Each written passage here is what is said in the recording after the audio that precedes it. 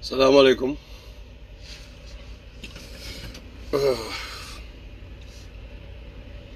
salaamaaleykum.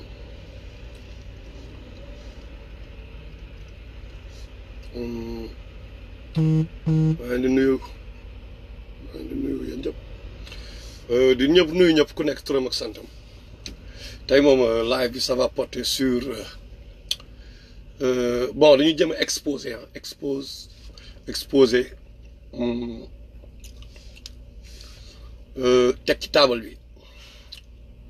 teg ci table bi maanaam ñëpp gis contradiction benn sëriñ bu nekk fii ci New York mooy imaamu benn juma bu nekk New York ma leen di nuyu ñëpp juma suñu mbokk murid nekk New York seen juma bi imam bi dafa am sortie yu mu def contre Ousmane Sonko mu nekk sortie yoo xam ne nag bon waa Dakar Actu ñoo ko doon interviewé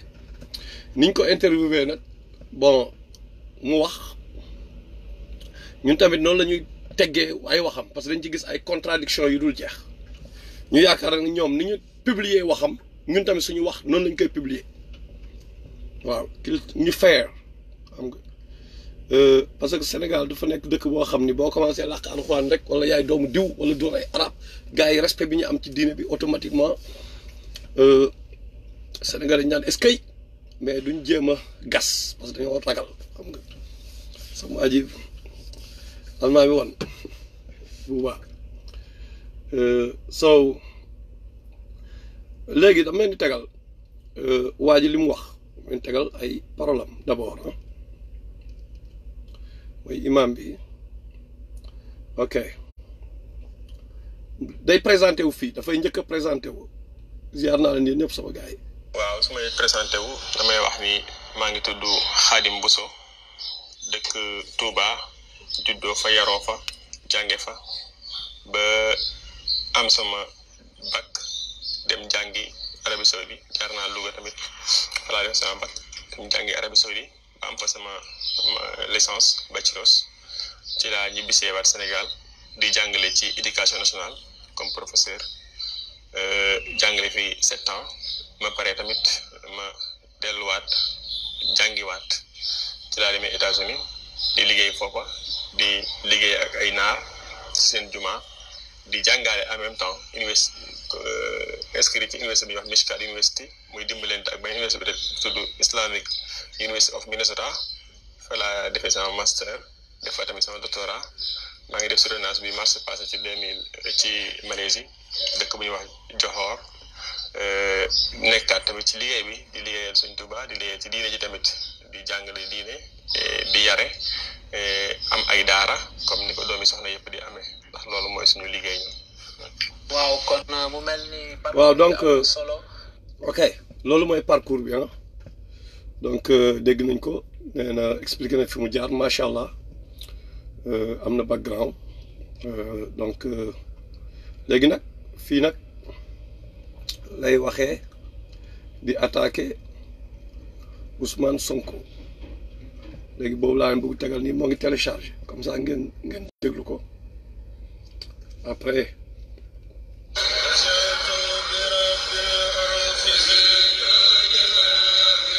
ok bon public kii bi la xam nga gars yi ok. salaama kon Ibadou ndekete mooy njëkk a waaw damay jéem a andi kii bi. mën a indil apporter lu bees loo xam ne ñoom amuñu ko. invité nañ ma ngir nii. ok all right une seconde maa ngi jégalu de ci yéex bi all right. D'abord sax de pas-pasu nit neex a wax waaye bala maa tontu ci laaj boobu sax li ma njëkk a wax mooy est-ce que candidat boobu sax gëm na salafisme parce que man mënumaa gëm en tant que koo xam te ni xam na histoire du salafisme mënumaa gëm ni nit ki dana nekk ci benn système di ci liggéey système boo xam te ni dafa am ay banque ñuy liggéey ci biir banque yi am système riba système boo xam ne day joxe ay licence góor jigéen ñi am système laïque daal laa bëgg a wax laïcité nga nekk ci biir kenn mësulaa dégg nga jékki-jékki mer rek génn daan ni man salafiste mer rek génn nit ñi xam sa identification ni salafiste nga man gis naa ni salafiste bu tax bu gëm li muy wax sax bu fekkee salafisme mooy topp yonente bi akum jàngaleem système boobu ngay sagoo te nga xam dañ cee nekkoon ay at man gis naa ni doo ci dugg sax far doo ci mës a dugg ay yooyu yëpp nag biñ demee ba ci biir waxtaan daa gën a leeral mais man jàpp naa ni candidat salafiste risque la ci Sénégal man pour man te am naa samay tegtal yu wér tegtal yi mooy boo seetloo réew yi am problème yi ci àddina bi foofu la commencé parce que da ngay gis ñu naan la kenn du xuruj mooy buur. ok président bu xasee nekk ci nguur. ok léegi après boo leen amee temps ngeen déglu ko ngeen déglu ko boo leen amee temps damay fàttali rek benn mbir pourquoi ma njëkk leen tegal présentation salafisme bii ñuy wax moom boobu muy wax salafisme bi fan la bàyyee ko ñan ñoo nekk ci ginnaaw salafisme bi ñiy ŋàññi biir Sénégal bon ñi nga xam ñooy wax ahlu sunna wal jamaa wala ñu wax salafiste wala ñan ñan ñoo nekk ci ginnaaw n'est-ce pas waa Arabie Saoudite mais saa waay mais bi ngay présenté wu da nga ni 5 ans nga fa jàngee nee na Arabie Saoudite la jàng 5 ans la fa def ba am licence am mais pourquoi yow te ñëpp a xam nañ ne université Arabie Saoudite université Médine la jàngee man dama def samay enquête bi ma déggee affaire bi dama def samay enquête laajte waa jéem a investiguer ci moom xam nga mais il a fait 5 ans là-bas ba am licence am comme li muy reproché Ousmane Sonko naan way nga dugg système bi ba mu neex la nga génn nangam mais pourquoi yow nga toog 5 ans biir Makka di jàng ci di nangu ñoo xam ne ñoom ñoo nekk ci ginnaaw salafisme bi ñuy wax wahhabisme bi ñuy wax biir Sénégal ñooñu ñoo gérer université boobu ñoom seen ay théorie salafiste loolu lañ fay jàngale loolu contradiction la wala du contradiction donc nañu wax dëgg te yàlla tax nañu wax toujours dëgg te yàlla tax te yàlla rek tax encore une fois loolu lay ñaan ñëpp bu ñu waxee gars yi parfois amin def naa yenn enquête sëñ bi def nañ enquête ci lu bëri nag mais lii moo ñu regarder par rapport ak yow donc ci loolu la ñuy wax xam nga parce que xam nañ ñi nga bokkaloon classe parce que dama laaj ñu boole ma keneen ñi mu bokkaloon classe dama wax ak ñoom quoi xam nga donc boole ŋàññi tamit kii mais gars yi duñ la ñëw jox la seen xaalis pour ay teen biir Sénégal comprendre nga yàgg ngeen lekk xaalisu gars yi dafa mel rek Macky Sall nu muy ñëwee ne ku fi indi l'islam bu bees ngeen toj kaabaam mais saay-saay yooyu nekk Saoudi bi ñu amee ay problème parce que benn guerre moo amaa ñun su ñoon warul nekk si guerre boobu guerre bi c'est entre sunnite ak chia Iran ak Irak su ñoo nekku ci waa Màkka yi ñoom sunnite lan la ñuy prétexte parfois dañ naan ñi dañ bëgg attaquer Kaaba gi loolu la ñuy wax ma débat sama chingom bi la maa ngi jégul la ok maa ngi jégul donc am na lu ma doon gêné xaw ma lan la donc ñoom guerre la Iran ak Irak sunni contre chia léegi Arabie Saoudite parfois dañu dem ba collaborer même ak Israël n'est-ce pas pour régler ay problème seen problème yooyu ñuy régler ñoom ànd ñoom ak iranien yi ak chia yi du dëgg léegi ñu mel ni ñoom Macky Sall affaire bu ñëwee biir Sénégal dañ naan bu fi andi kenn andi l'islam bu xaw ma lan ku fi andi l'islam bu bees ñu toj kaabam parce que dañ ne gars yi dañuy xeex mag ñi loolu la gars yi wax te c'est vrai que am na ñu ciy xeex mag ñi ñu ci bëri ñoo xam ne loolu rek mooy seen yitte 24/24 ñoo ngi ci internet bi di xeex ay Sëñ Touba di xeex ay El Hadj Malick di loolu rek la ñuy def yitte ñooñu tamit ñooy indi problème yi tam benn instant parce que dañ ko def xëy mën nga wax li ngay wax nga wax li yàlla wax ne lu yonent bi mais ak la manière boo mënul def daawa wala nga kii nga bàyyi ñi kii l'essentiel bon bëgguma sax dugg ci seen guerre boobu quoi parce que ñoom seen guerre boobu la ñu transposé indi bëgg ci taqal Ousmane Sonko loolu c'est entre ñoom arabisants yi jàngewoon Arabie Saoudite wala jàngee xaw ma fan entre ñoom seen guerre la ñun su ñoo nekku ci léegi pour dellu si Macky Sall day ñëw naan ku fi indi islam bu bees ñu toj Kaaba mais pourtant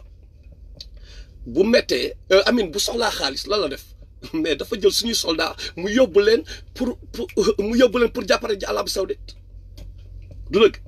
dafa jël suñuy soldat mu yóbbu leen ñu jàppale Arabie Saoudite ci benn guerre boo xam si ñoo nekku ci mooy ñoom xuti yooyu ñuy xeex parce que nee nañ ñooñu Iran moo leen jàppale ñuy exterminer ay liir di exterminer di sànni ay bombe di def lu leen neex di rey ay innocent pourquoi prétexte bi mooy lan mais parce que kii moo nekk ci ginnaaw Iran moo nekk chia yi ñoo nekk ci ginnaaw du dëgg donc vous voyez la contradiction dañu ñëw ne ku fi andi islam benn ñu toj kaabaam mais en même temps yow bu gars yi amee guerre fale nga jël suñu soldats yóbbu leen pour ñooñu nga xam ne ñoo fi indi islam bees nga leen di jàppale comme waa ji di wax nii rek sëriñ bii di wax nii imam bi ngay ñëw ne yow Ousmane Sonko nangam di ko ŋaññ mais yow 5 ans nga jàngee 5 ans yaa ngi ko toog Arabie Saoudite di jàng ñu jël xam-xamu salafiste yi fi mu soxee ko ñi nga xam ñooy nday mbill gi ñu jël xam-xam di ko dugal sa bopp bi nga toog fa 5 ans mais système boobu nga ni Ousmane Sonko waaw système bi nga xamee ni kenn na nga waroon génn mais pourquoi yow génnoo te loolu da nga koy bàqoo ba léegi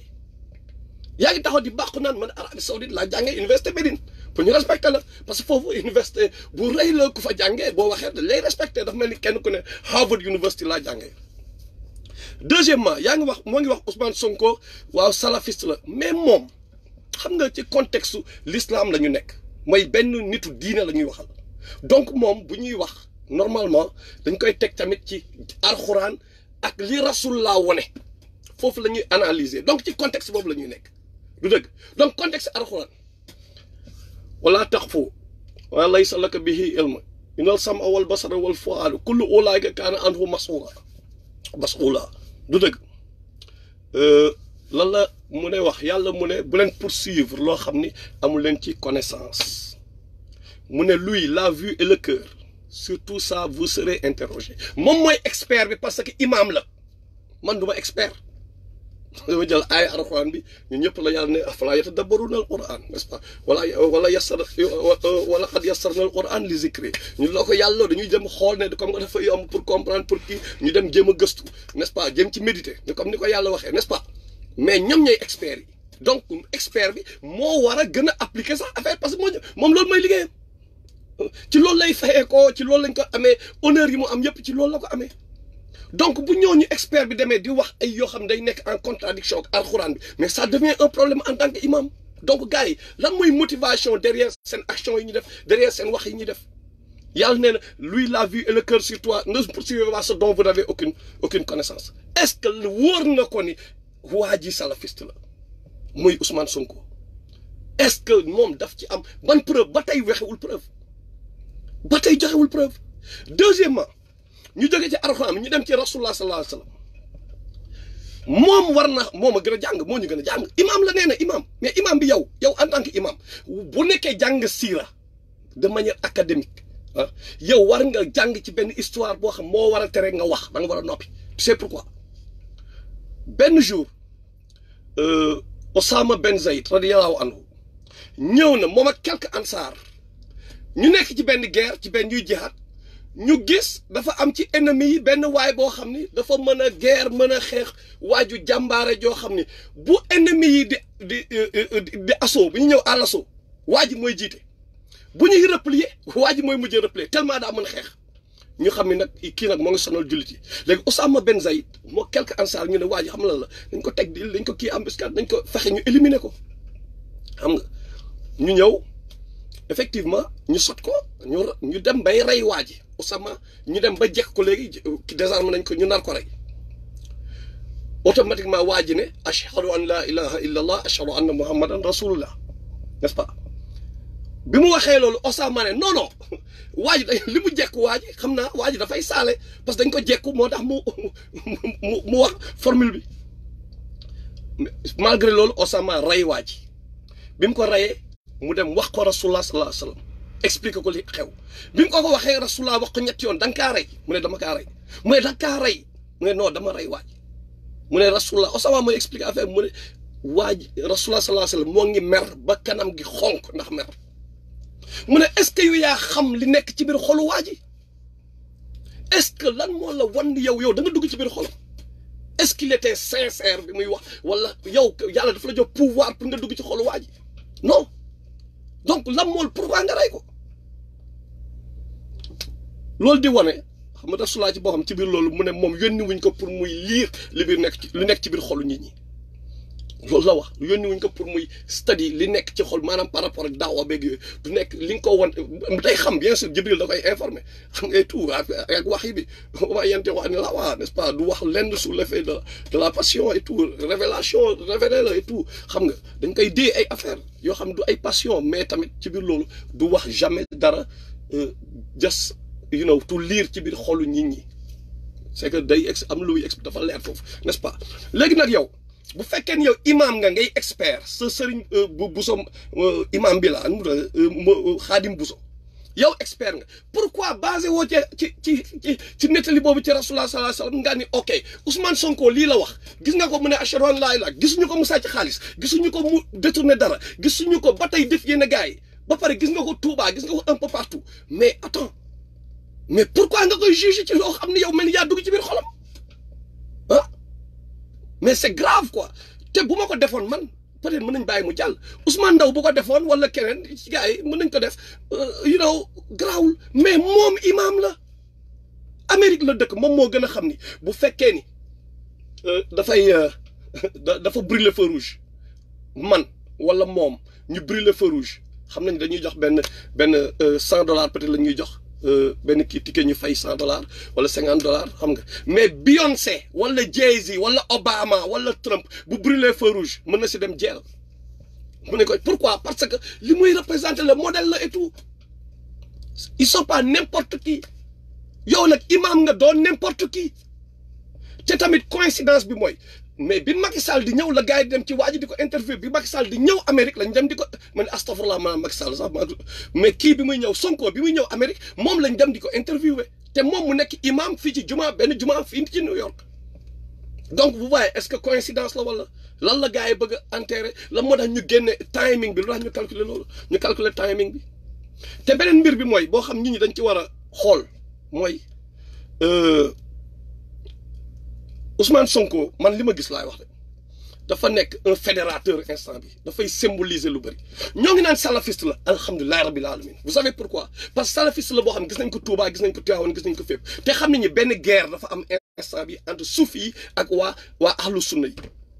dem leen groupe yu mel ni dem na fa ba fay citer ay Alpha Ba que même comme si Alpha Ba est important Alpha Ba n'est pas important dans cette histoire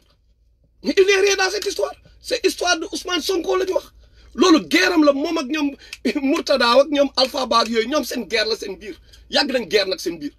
foo leen fekk ñoo ngi guerre kii sànni kii génne audio kii ne kii ñoom entre ñoom ñi nga xam ne ñoo jàngee Arabie Saoudite xamu fu ñu jàngee ñoom entre ñoom la mais li ma gis man mooy fitna lay gën a créer que leneen ak ni ñu koy defee ñoom ku nekk yaa ngi acharné wu ci keneen ki xam nga moo tax benn instant même waa ahlu sunna yi am na ñu bëri dañ may mere xam nga parce que dama leen wax dëgg nit ñuy defee dañuy jaxasal dañu nekk fi am na si ñu bëri ñoo xam ne ñu mel ni ñoom Diouf Mamor Mbacké ah mais ñooñu dañu ahlu sunna lañu mais dañu liggéey doo leen dégg ci lu bëri mooy waa sàkku yiw yi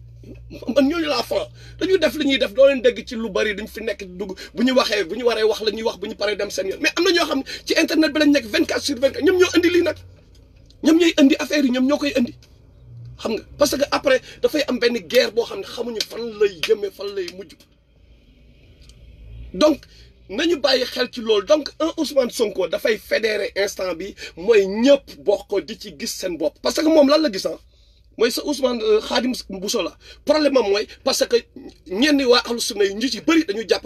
jàppale Ousmane Sonko donc moom problème am sax benn instant du Ousmane Sonko mais moom ñi mu yàgg amal guerre ñooñu ñooy problème mais da dem rek la guerre am moog ñooñu mais bu mu ci dugal Sonko quand même bu mu ko ci dugal ah ku nekk am nga droit faral ku la neex ku nekk am nga droit mais ahlu sunna bi sénégalais la murid bi sénégalais la tijaan bi fu ci nekk am na ay extrémistes mais am na ñuy équilibré tamit fu nekk mais instant bi nañu concentré wu ci l'essentiel gis nañ ni musiba yi am Sénégal ñun ñëpp lay dalandoo ñun ñëpp lay gaañandoo suñu nag suñu njaboot mais il est temps que ñi booloo quand même au moins enfin ñi ñi xalaat booloo nekk benn léegi pour terminer benn affaire rek lay fàttali nit yi gis nga yàlla ci Alxuraanam bi dafa leeral quoi dafa ni dafa jël bi mu créé monde bi ak léegi li am ci ay histoire ay problème du jeex ay événement ay du jeex ay milliards yi milliards am yum ci tànn mu def ko ci benn livre bu tudd alxuraan bu tudd Quran livre bi maanaam livre moom mu tànn ci yenn histoire yi mu def ko ci mu sélectionné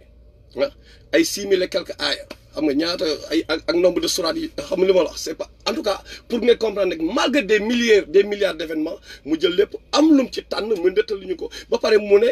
li gën ci nettali moo ngi ci alxuraan bi léegi nag mu nettali ñu yonent yàlla Nuux moom ak doomam fan lañ mujje yonent yàlla Nuux xamul woon ni sax doomam gëmul yàlla te pourtant Nuux moo ngi ñaan pour yàlla kii ko sauver doomam sauver famille am et tout naan sama doom bi sama famille la bokk yàlla ne ko bokkul ci yow n'est-ce pas léegi mu pare yàlla nettali yonent yàlla Ibrahim ak papam xamul ne sax papam mais xamoon nag bien sûr dama jum mais papam safara la jëm du dëgg xoolal yonent yàlla Lóot ak jabaram du dëgg yonent xool leen Abu Lahab mais moom mooy nijaay Rasulullah la même deret la xool leen ki trahir suñu xilaafa bi en 1918 bi ñuy perte xilaafa Mohammed V kan moo trahir affaire bi xam ngeen histoire ba Lawrence d'Arabie mooy Lawrence d'Arabie gis ngeen film boobu gars yi defar un espion anglais boo xam dañ ko yónni jox ko 200,000 pounds mu dem Arabie Saoudite Chérif Hassan Ben Ali descendant yonent bi direct Chérif Hassan Ben Ali moom moo trahir xilaafa bi bokk na ñi ñu trahir parce que dafa am lu ñu ko digoon moom doom mi leen anglais yi digoon nañ moom dinañ ko joxaat nañ ko jox xilaafa bi mu géré ba loolu ñoom général Allenby noonu la ñu ñëwee ak ñoom seen aide parce que Lawrence d'Arabie Lawrence boobu moom moo doon di leen wax parce que c'est un espion mooy di wax fu ñuy attaqué wax leen stratégie et tout xam nga moo tax ñun ñu perte xilaafa bi te kooku deretu Rasulullah la lan laa bëgg wax foofu c'est pas parce que diw sëtu Sëñ Tuubaa la que il est propre bàyyi c'est pas parce que diw sëtu El Hadj Malick la que ñun sami'naa wa ata'naa ça dépend ci lim leen di won daf ku nekk dañuy xool lu mu wone yi ko wone ci alxuraan bi dafa leer yàlla dafa ne yonent yàlla Ibrahim dafa ñëw jox ko ay dam ne xoole surtout Baqara bi yàlla di wax yonent yàlla Ibrahim mu ne daf ko jox ay épreuve yonent yàlla Ibrahim réussir yëpp mu ne ko dinaa la def benn kii pour la postérité maanaam ku ñëpp di màggal ku ñëpp respecté loolu moo parce que Ibrahim moom la chrétiens yi musulmans yi juifs yi ñëpp nangul yonent yàlla Ibrahim léegi yonent yàlla Ibrahima lan la wax yàlla mu ne ko waaye yàlla sama progéniture nag dem leen xooli aaya bi dafa leer yàlla ne moom kiyam nu mu la sax promesse am bi ça ne s'applique pas aux injustes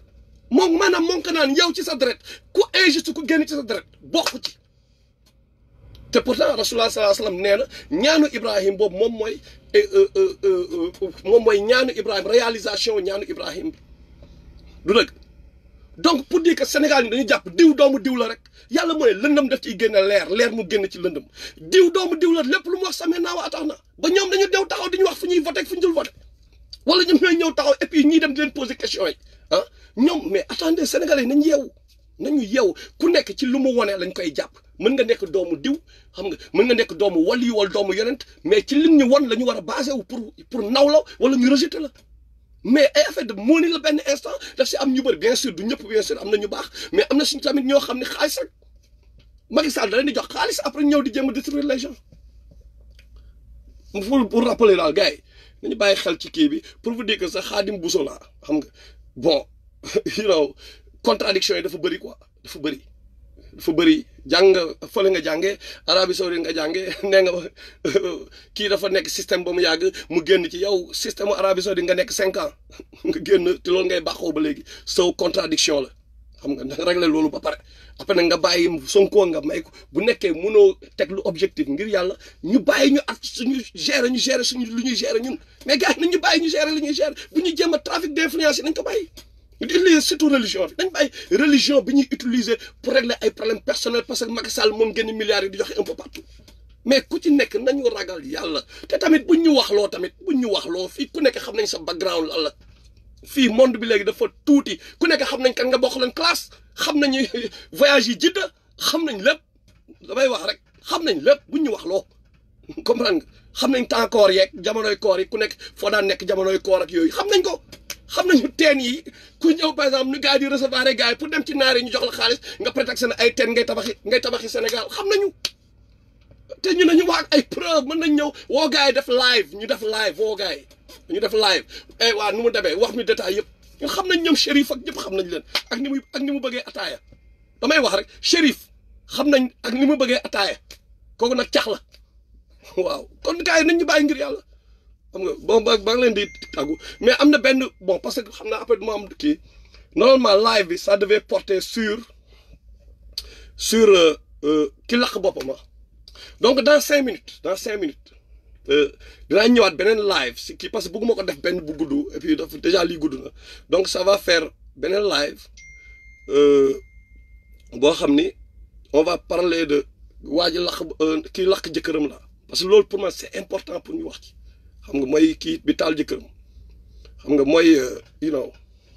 góor ak jigéen Sénégal jëkkër ak jabar divorce nangam ñun defe naa xaw nañ ci am tuuti expérience donc maa ngi leen di tàggu leen jox rendez-vous dans 5 minutes jaajëf gars yi